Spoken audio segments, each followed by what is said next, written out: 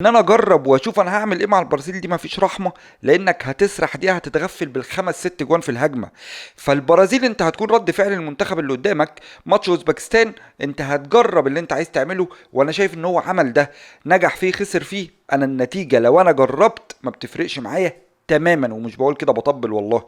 لكن ازعل جدا لو قدام اوزبكستان لعبنا بالتشكيله الثابته بتاعتنا اللي بنلعب بيها بقالنا 10 ست ماتشات وخسرت برضه. لا يا باشا، انت بتلعب بالاسلوب ده باللعيبه دي بقالك 20 ماتش، فلا تنزل تخسر ليه؟ ولو نزل لعب بنفس الطريقه ازعل برضه ليه، لان لو هتلعب بنفس الطريقه هي دي بقى الحته اللي انا تفرق معايا. لو هتلعب بنفس الطريقه لا روح لعب للبرازيل، تاخد تحدي قوي، تدي ثقه في اللعيبه.